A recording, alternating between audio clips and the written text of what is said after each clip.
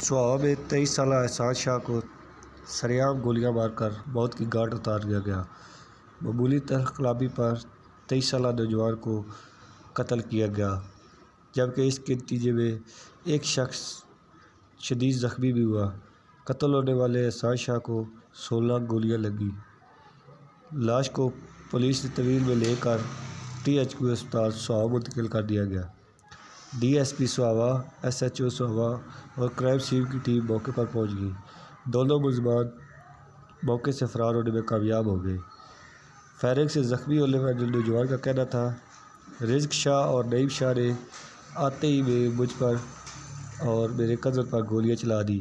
मेरे कज़न को मेरे सामने नईम शाह और रिज़्क शाह ने गोलियां मारकर कत्ल किया गया।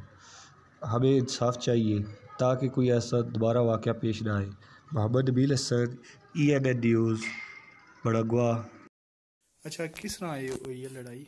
सर लड़ाई वगैरह कुछ भी नहीं, बैठे सो आए दो लड़के सर फायर मारी चुनने ते के नाम से जड़े आए फायर मारन? सर नोमी ज़रक शाह और नोमी, दुआ नईम शाह। दोवां की तुसा अपने ओशोवास से तक क्या? जी दो एक फायर में की नईमी में की फायर मारे, इनको 4 फायर मारे सीधे सीधे बालो अल्लाह तरफों बचे तो एक पैरा की लगा उसकी। उस नोमी पूरा ब्रेस्ट मारिया, नाल ही मैगजीन दोबारा चाड़ी कि तो उसकी फिर फायर मारे। वो तुसा क्या लगना सी जेड़ा फोत है? कजन है मेरा। उसना क्या नाम सी? एहसान शाह। तो तुसा क्या नाम है? मेरा नाम सैयद हैदर। अच्छा, ते वो डायरेक्ट आए तुसा उन्हां दोवां असला चाया सी? उन्हां दोवां कोल पिस्टल चाया सी? पहले मतलब असां बैठे सा काफी देर तो वो साइड खास केड़ी जगह ते बैठे? रैकी कीती ने साड़ी रैकी करी कपनो अच्छी फायर मारी। तुसा केड़ी जगह बैठे? असां दरबार बैक साइड ते बैठे सा। कितने बंदे थे? असां 4 बंदे बैठे सा ते वो दो आए उन्हें फायर मारे ने। चलो सही है।